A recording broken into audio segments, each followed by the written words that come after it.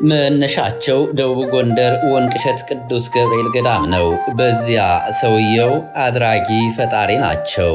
ሺህ ከፊት ሺህ ከኋላ የሚከተላቸው በስማቸው መዝሙር ይወጣላቸው ፎቶአቸውም እንደ ስዕል አድኖ በዋጋ የሚሸጥላቸው ቲሸርታቸውን ከነፎቶአቸው አሳትመው በመልበስ አማላጅ ፈዋሽ የሚሏቸው ከእግር እግር የሚከተሏቸው ከኋላና ከፊት ከቀኝና ከግራ የሚያጅቧቸው በርካቶች ናቸው።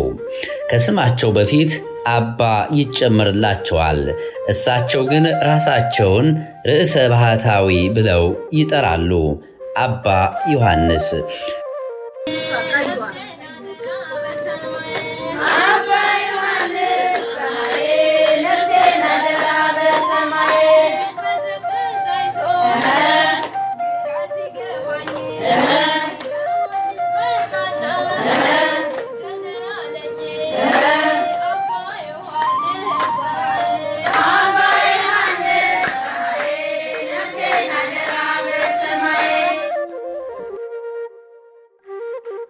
ሰውየው ውዝግብ የማያጣቸው ለሥርዓትም ሆነ ለቀኖና ብዙም ደንታ የሌላቸው ግን ደግሞ ገዳም የሚያስተዳድሩ የገዳም አለቃ ናቸው።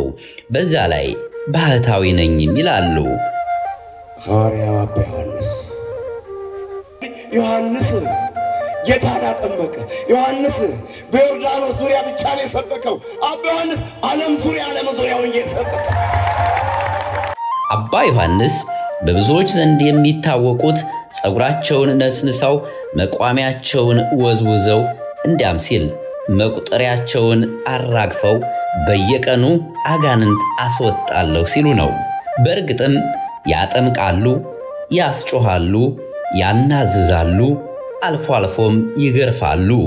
ይህንንም ቀርጸው እዩልኝ ስሙልኝ ብለው በኢንተርኔት ለአደባባይ ይለቃሉ። በዚህ ስራቸውም ዝናም ብርም አግኝተውበታል። አባ ዮሐንስ ለዘመናት በወንቅሸት እንዲህ ሲያደርጉ ኑረዋል። ከቅርብ ጊዜ ወዲህ ደግሞ እሳቸው እንደሚሉት ዓለም አቀፋዊ ፈዋሽና አጥማቂ ሆነው ባህር ማዶ ተሻግረዋል። መዳረሻቸውንም አሜሪካ ደንቨር አድርገዋል። አንድ እግራቸው ወንቅሸት ሆኖ ሌላኛው እግራቸው ደግሞ አሜሪካ እንዲሆን የፈለጉት ባህታዊ ነኝ ባዩ አባ ዮሐንስ ወደ አሜሪካ ሲያቀኑ የወንቅሸቱ አገልግሎትም አልተቋረጠም። በኢንተርኔት እያስተላለፉ ግን ደግሞ ለተከታዮቻቸው እግሬ ወንዝ ቢሻገርም መንፈሴ ከናንተ ጋር ነውና አብሬያችሁ እንዳለው ይሰማችሁ በማለት ያኑ የተለመደውን አጋንንቱን የማስለፍለፍ ስራቸውን ይከውናሉ። ለመሆኑ አባ ዮሐንስን የወንቅሸቱን አለቃ አሜሪካ ምን እግር ጣላቸው? ተከታዩ ዝግጅታችን በዝርዝር ይዳስሰዋል።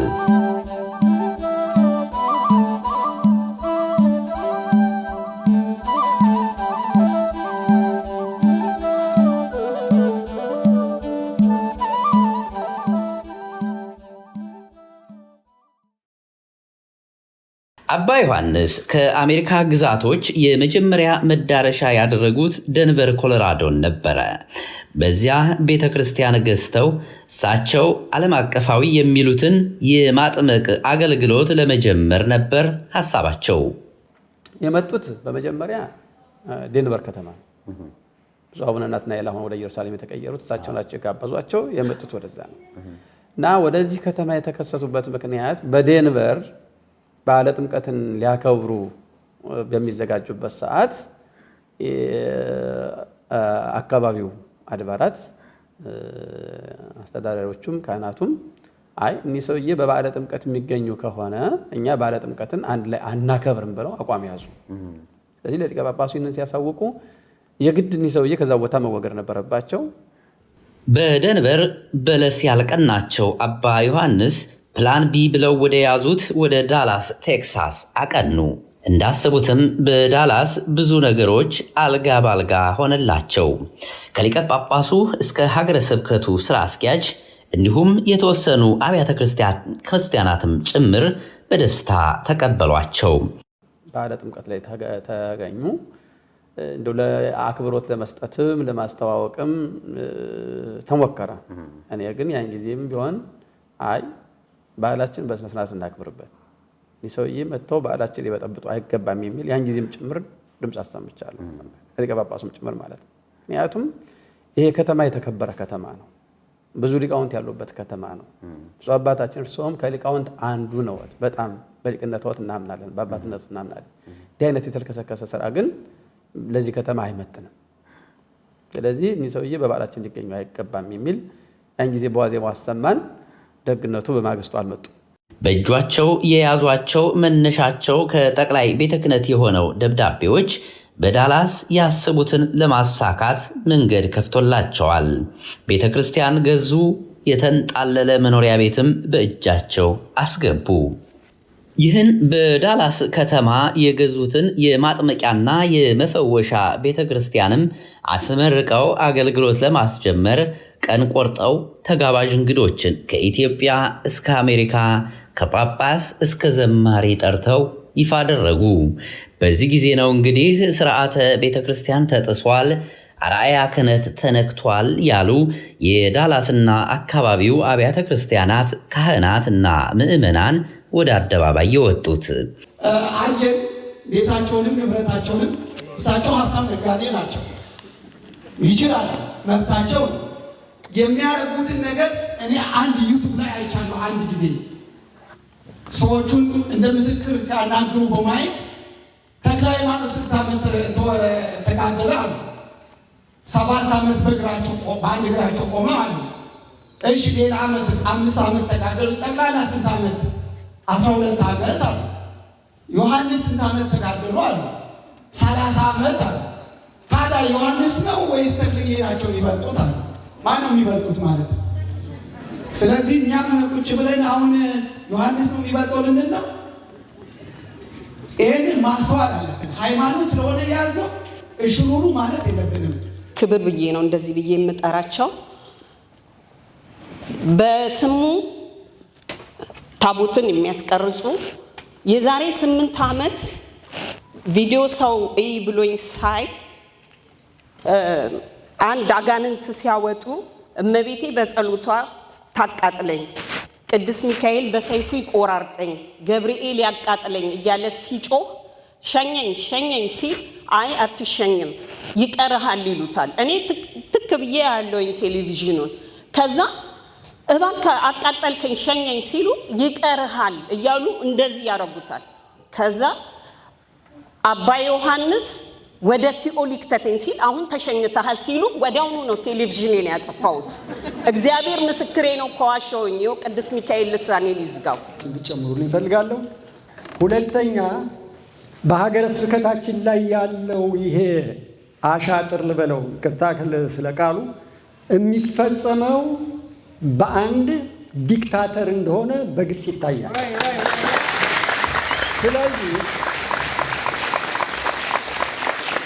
ስለዚህ ሌሎቹ የሀገረ ስብከቱ አባላት ከሁለቱ ተነጥለው ከወጡት አባላት በስተቀር ሌሎቹ ተገደውም ፈርተውም አብረው የቆሙ እንጂ በዚህ ሕግና ስርዓት በዚህ አሰራር አምነው በሰውየውም ተማምነው አይመስለኝም። ስለዚህ ምዕመናን ዛሬ በአንድነት እንደዚህ እንደቆም በማያዳግም ሁኔታ በአንድነት ቆመን ይህንን ሀገረ ስብከት ማስተካከል ቤተ ክርስቲያናችንና ሀገረ ስብከታችን የሚበጠብጠውን ደግሞ አውጥተን መጣል መቻል አለ።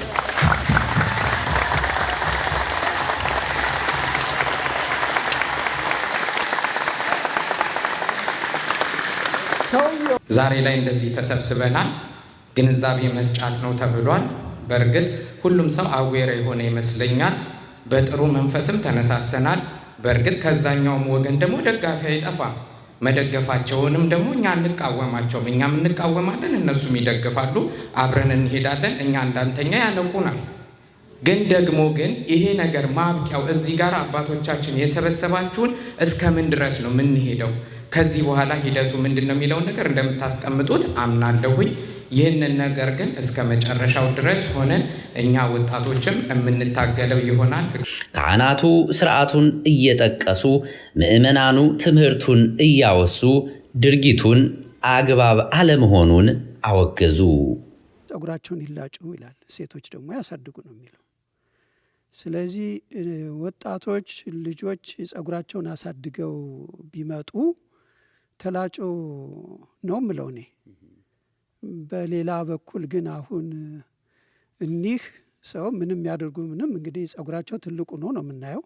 የራሳቸው የሚሆን አይሆን እሱን እሳቸውና እግዚአብሔር ነው የሚያውቁት።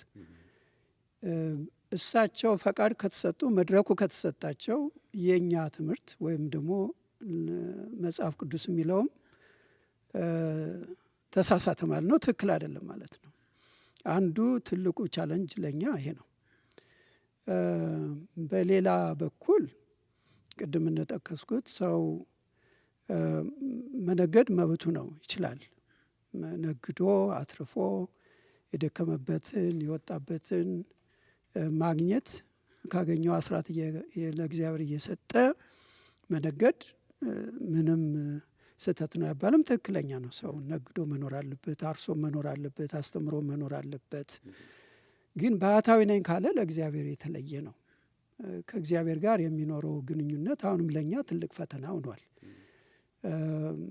እኔ አላየውም፣ ግን አሁን ሚዲያ ላይ የምንሰማው በብዙ ብር ቤት እንደገዙ የሚኖሩበት እንደገና ደግሞ እግዚአብሔርን የሚገለገልበት ቤት እንደገዙ ነው። በዶላር አንድ ሰው ሊሰጣቸው ይችላል የገዙበትን። ግን የብህቱና ዓላማው ይሄ ነው ወይ ነው? ለእኔ ለራሴ እኔ የሚገባኝ በዚህ መልኩ ትልቅ ቻለንጅ ነው የገጠመን። ለምን ብትለኝ በዚህ የሚመለከታቸው ስላሉ ማለት ነው። የወንጌል መምህራን አሉ፣ ብፁዓን አባቶች አሉ፣ በቂ መልስ አላቸው ለዚህ። እኔ ደግሞ እነሱ ያስተማሩኝን ይዤ ማለት ነው፣ መምህራን ያስተማሩኝን ይዤ፣ ጳጳሳቱ ያስተማሩኝን ይዤ በገባይ መልኩ ስመለከተው በዚህ አይነት መልኩ ነው ወይ አንድ ርዕሰ ባህታዊ የሚገለጸው ነው። እና ስለዚህ ነው ዘመድ የለውም፣ ከመነኮሰው በኋላ ዘመድ የለውም፣ ንብረት የለውም። መነኩሴዎች አሉ፣ ከዛ ደግሞ መናንያን አሉ፣ ባህታውያን። የመነኩሴው ከህዝብ ላይርቅ ይችላል። በህዝብ መሀል ሆኖ መንኩሶ ያው በጸሎትም ራሱን ተገድቦ ከዓለማዊ ጉዳይ ራሱን ገድቦ ሊኖር ይችላል።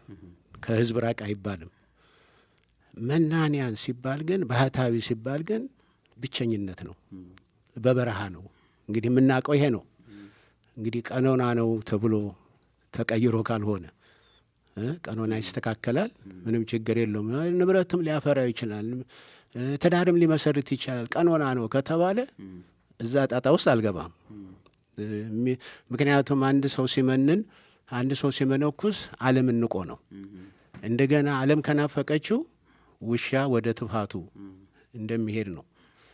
እና በአጠቃላይ መጀመሪያ እኒህ አባት በጎጃም በጢስ አባይ አካባቢ የሚያገለግሉ መሆናቸውን ሰምቻለሁ።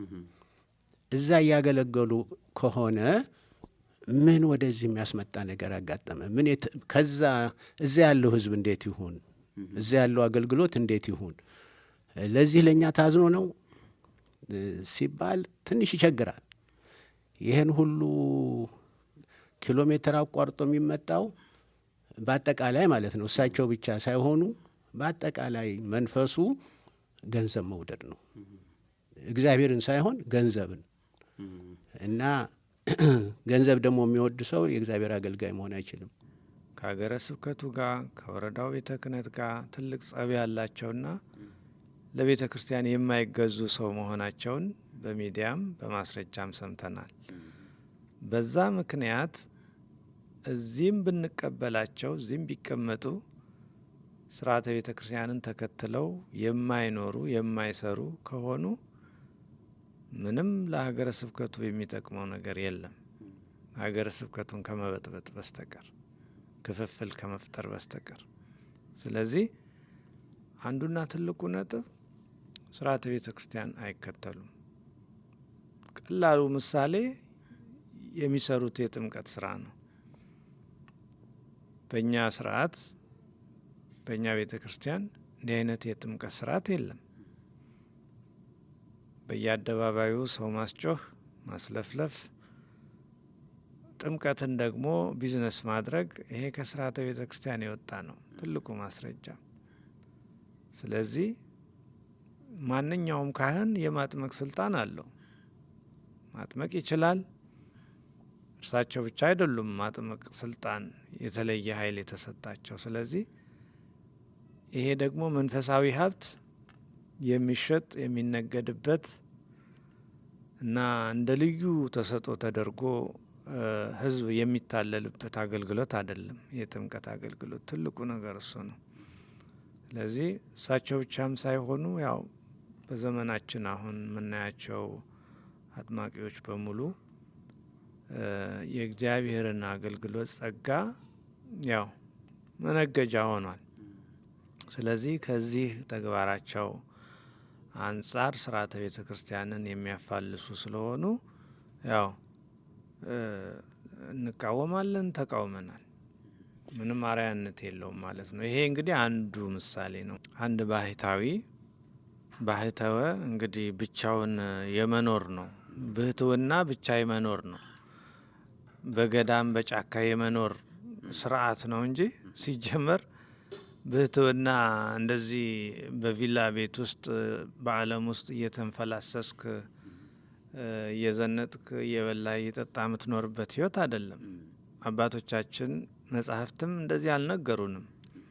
ስለዚህ ይሄ ከስርዓተ ቤተ ክርስቲያን ትልቅ ተቃርኖ የሚፈጥር ጉዳይ ነው እና ምንም ይሄ በቃ የታወቀ ነገር ነው። እንደው ህሊና ያለው ሰው ራሱ የሚመልሰው ጉዳይ ነው። ዛሬ ይሄ ሁሉ ገንዘብ ከየት መጣ? እንግዲህ ፕሮፌሽናል ስራ የላቸውም እኚህ ሰው፣ ወይም ደግሞ ነጋዴም አይደሉም እናውቃለን። ስለዚህ ዞሮ ዞሮ ከየት መጣ? የቤተ ክርስቲያን ብር ነው ዞሮ ዞሮ ወደዚህ የፈሰሰው የምእመናን ገንዘብ ነው እና እኔ እንጃ ይሄ ከባድ ነገር ነው በእውነት። ለሌሎቹ ምንድን ነው አርአያነቱ? እኛውን ትልቁ የምንቃወም ነገር ይሄ ሁሉ ተግባር አርአያነቱ ምንድን ነው? ለወደፊቱ ወንጌሉ ዓለምን እንድንንቅ ገንዘብና እግዚአብሔርን በአንድ ጊዜ መውደድ እንደማንችል ነው የሚናገረው። ስለዚህ አሁን ደግሞ የምናየው ነገር ደግሞ ገንዘቡም አይቅርብኝ፣ መንፈሳዊነቱም አይቅርብኝ፣ ይሄ አይሆንም እና በእነዚህ ጉዳዮች ያው አርአያነት ስለሌለው በአጠቃላይ በከተማችን ላይ እሳቸው ምንም አድቫንቴጅ የለውም የእሳቸው እዚህ መምጣት በሀገረ ስብከቱ ላይ።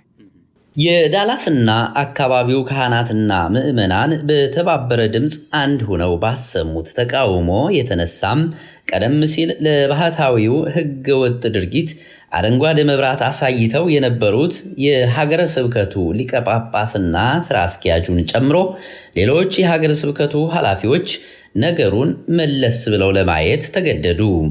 ከብዙ ድካም በኋላም በዳላስ አገልግሎት እንዲሰጡ የተቸራቸው ፍቃድ በይፋ ታገደ። የቤተ ክርስቲያን ምርቃቱም ሆነ ሌሎች ሽርጉዶች ባሉበት ቆሙ። በዳላስና አካባቢው አንዣቦ የነበረው የመለያየትና የስጋት ደመናም ብዙም ሳይቆይ ተገፈፈ። ለስርዓተ ቤተ ክርስቲያን ብሎም ለትውልድ ስነ ምግባር መቃናት የቀኑ የምዕመናንና ካህናት መብከንከንም አረፈ። አባ ዮሐንስ ግን አላረፉም። ፕላን ሲ ብለው ወደ ያዙት ካሊፎርኒያና አካባቢው ሀገረ ስብከት አቀኑ። በዛ ሳክራሜንቶ በተባለ አካባቢም ይህንኑ እንቅስቃሴያቸውን ቀጥለው ቤትም ገዝተው አገልግሎት ጀምራለሁ አሉ። ይሁን እንጂ በዛም ቢሆን እንዴት ተብሎ የሚል አልጠፋም። ነገሩ ሰፍቶና ከሮ እንደ ዳላሶች ብዙ ጊዜና ጉልበት ሳይጠይቀን ሰውየው እንቅስቃሴያቸውን በአስቸኳይ ያቆሙ የሚሉ ድምፆችም ከሳክራሜንቶ አካባቢ እየተሰሙ ነው። የካሊፎርኒያና አካባቢው ሀገረ ስብከት ኃላፊዎችና ምዕመናንም እርምጃ ይወስዳሉ ብለን እንጠብቃለን። አባ ዮሐንስ ቀጣይ ማረፊያቸውን የት ያደርጋሉ? እሳቸውና መሰል ሐሰተኛ አጥማቂዎችና ባህታውያን ነን ባዮች የአሜሪካ አብያተ ክርስቲያናትን አገልግሎት እንቅልፍ መንሳታቸው እስከ መቼ ይቀጥላል? የሚሉት ጥያቄዎች ግን እስካሁን መልስ አላገኙም። በዚህ ከተማ ያሉ ምዕመናን እጅግ በጣም ሐዘን ላይ ናቸው። ምክንያቱም የሚመጣውን ችግር ቀድመው ተረድተውታል። እኔ ተደጋጋሚ ያነሳለሁ፣ ጸጉር ማሳደግ በዚህ ሀገር በጣም አንዱ ትልቁ የቤተክርስቲያን ፈተና ነው፣ የወላጅም ፈተና ነው። ስለዚህ ልጆችን በማባበልም በመቆጣትም ተምኡ የተአበሱ እንዳለው ቅዱስ ዳዊት ጨርሰው ደግሞ ብን ብለው ከቤተክርስቲያን እንዳይጠፉ በማባበል ሕጉን ደግሞ እንዲያከብሩ በመንገር ልጆቻችንን በዚህ መልኩ ነው የምንገኘው። እግዚአብሔር ያሳያችሁ። እነዚህ ልጆች የራሳቸውን ጸጉር አሳደጋችሁ ብለን እየተቆጣናቸው ዲያቆናቱን እንደዚህ ካልተቆረጥክ አትቀድስም እያልናቸው ለአንድ ትልቅ አገልግሎት ያውም የራሱ ያልሆነ ጸጉር ነው። በዚህ ላይ በእውነት ነገራችን ላይ እነሱ እንደሚሉት አይደለም። ይህን ጸጉር የሚቀይር ራሱን የቻለ ግሩፕ እንዳለ ይነገራል። 2-3 ሴቶች አሉ ጸጉር በስነ ስርዓት የሚያስተካክሉና ይሄ የሚታወቅ ነገር ነው። በገዳማቸውም እያሉ የሚታወቅ ነገር ነው። እና ይህንን ይዞ የቤተክርስቲያን መሪ ነው አስተዳዳሪ ነው ከተባለ በኋላ እነዛን ህፃናት ዲያቆናት አንተ ጸጉርህን አታሳድግም ይቻላል?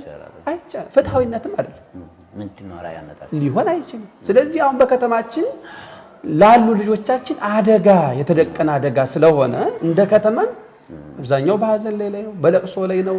እቺ ቤተክርስቲያን ወዴት ነው እየሄደች ያለችው? ልጆቻችን ታተርፍልናል ብለን ተስፋ ስናደርጋት እንደገና ልጆቻችንን ወደ ስህተት የሚመራ ስራ እየሰራች በመሆኗ በጣም እያዘኑ ነው የሚገኙት። እናንተም እያንዳንዳቸውን አግኝታችሁ ልታነጋግሯቸው ትችሉ ይሆናል።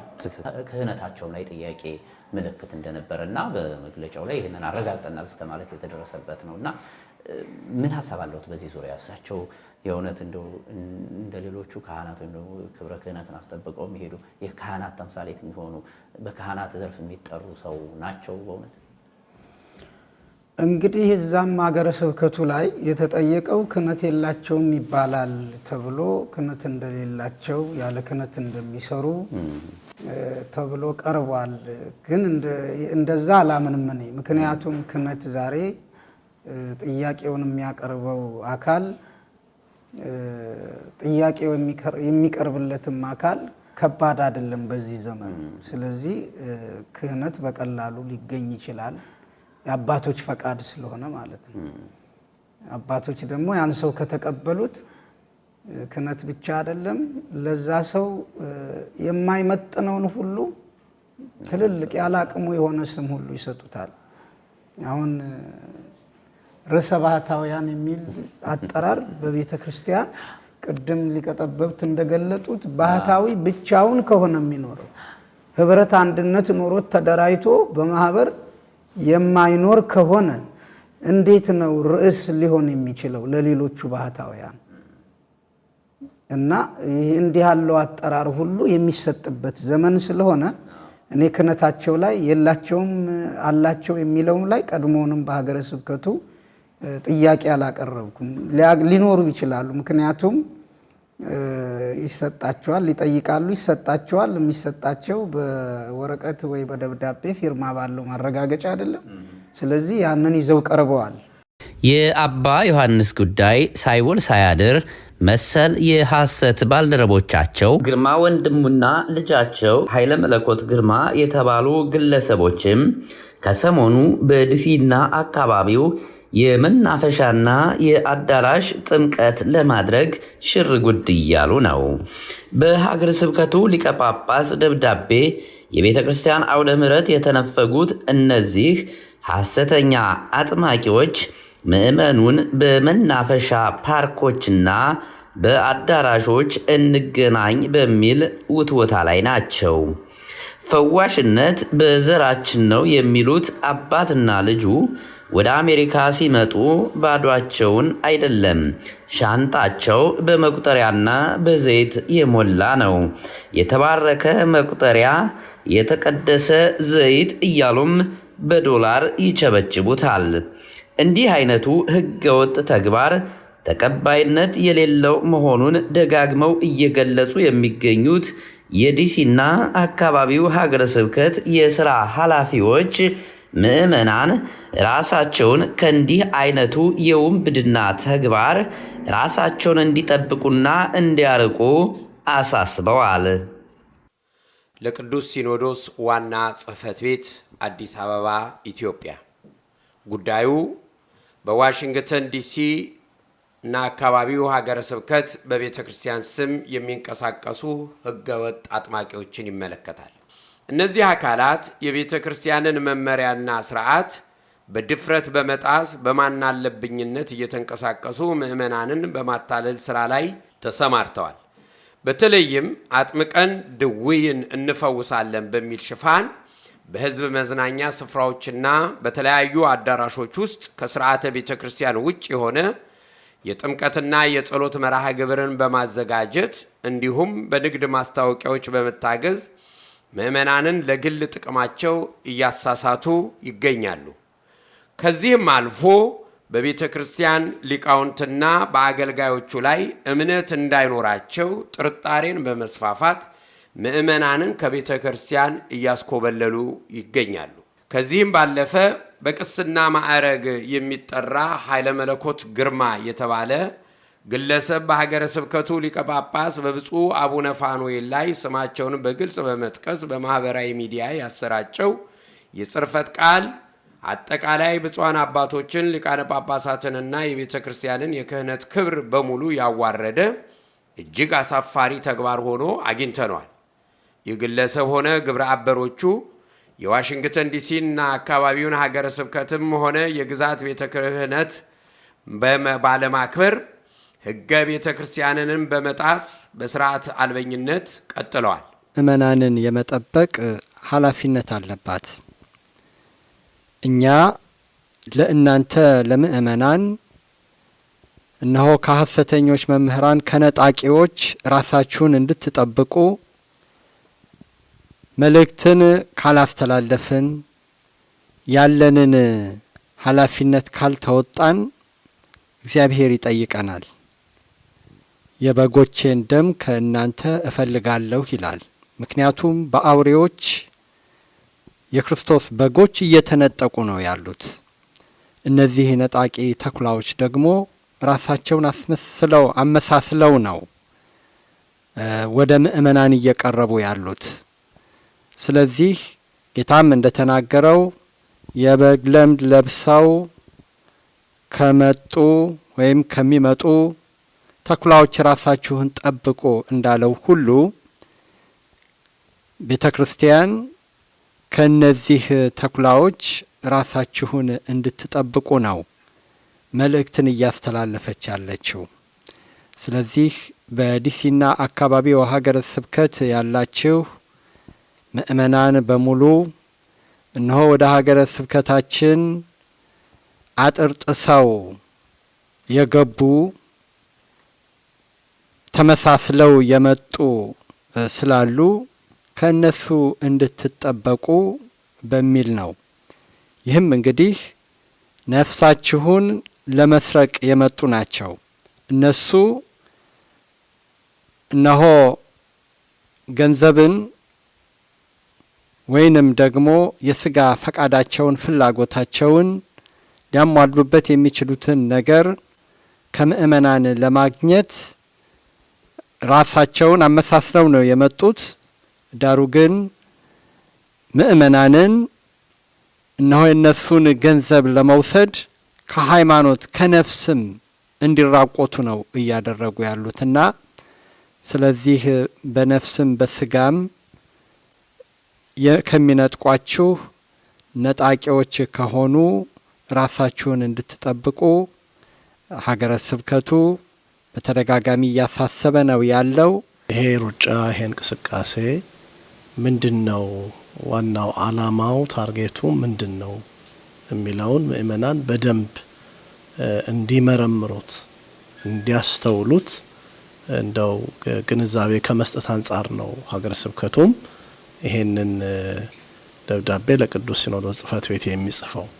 እነዚህ ሰዎች በበሩ ያልገቡ በተለይም የቤተ ክርስቲያንን መዋቅር ለማፍረስ ሆነ ብለው ስም እየቀያየሩ በማሳት በብዙ መልኩ በስነ ስርዓት የሚኖሩትን ምእመናን በገዛ መንገዳቸው ለመምራት እጅግ ጥረት እያደረጉ የሚገኙ ስለሆነ በአድባራትና በገዳማት ያሉ አባቶች እነዚህን ምእመናን የመጠበቅ ኃላፊነትም ስላለባቸው ይህንን ስራ በሚገባ እየሰሩም ይገኛሉ።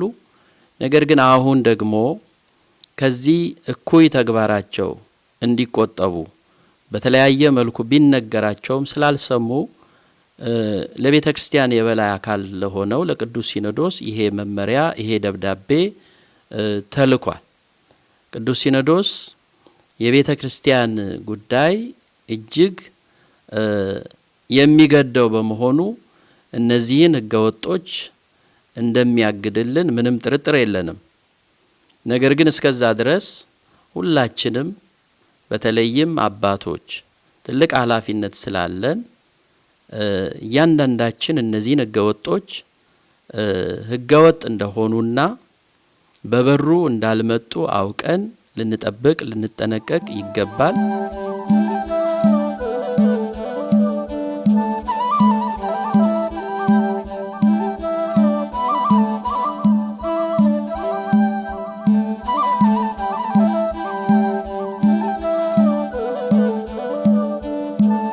በቀጣይ ዝግጅቶቻችን እነዚህንና ሌሎች ጉዳዮችንም አካተን የምንመለስበት ይሆናል። እስከዛው ቸርን ሰንብት።